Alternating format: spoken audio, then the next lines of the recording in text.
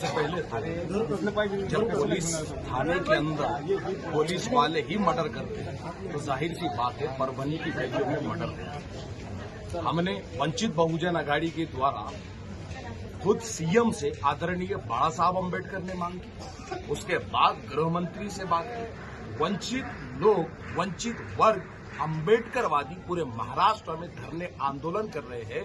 लेकिन एक बात जो इस देश में, इस राज्य में आपको नोट करनी चाहिए वो ये है कि अम्बेडकरवादियों को कोई सुनने को तैयार नहीं।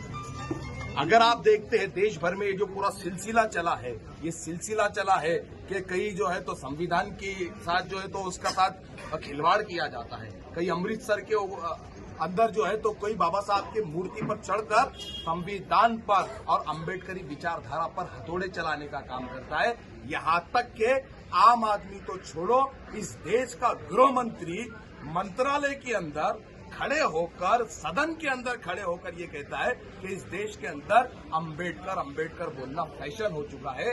तो आपको ये बात स्पष्टपने से समझनी चाहिए कि अम्बेडकर के खिलाफ, संविधान के खिलाफ, अम्बेडकरवाद के खिलाफ पूरे देश में एक जो है तो सिलसिलेवार तरीके से साजिश की जा रही है। वंचित बहुजन आघाड़ी के जानिब से आदरणीय प्रकाश अम्बेडकर साहब ने देश के गृह मंत्री से मांग की है कि आप इसके पीछे चौकसी बिठाए, जांच कमेटी बिठाए।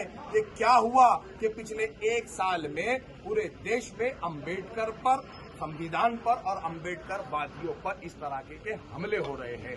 नंबर 2, सोमनाथ सूर्यवंशी यहाँ पर वकील की डिग्री लेने को आया था, वो यहाँ पर पत्थर चलाने को नहीं आया था, वो यहाँ पर किसी पर हमलावर नहीं हुआ था।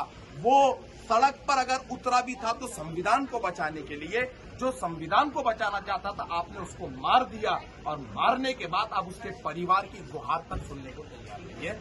आपने क्या किया, 10 लाख रुपए का चेक आप उसकी मां को देकर ये समझाना चाहते हैं कि आपके बच्चे की कीमत 10 लाख रुपए है। लेकिन मैं उसकी मां को सलाम करता हूं कि हमको पैसा नहीं चाहिए, हमको इंसाफ चाहिए। मैं मीडिया के माध्यम से, मीडिया के द्वारा पूरे महाराष्ट्र को वंचित बहुजन आघाड़ी का राज्य प्रवक्ता होने की हैसियत से ये कहता हूं, जब तक सोमनाथ सूर्यवंशी को इंसाफ नहीं मिलेगा हम लोग न शांति से बैठेंगे न प्रशासन को बैठने देंगे।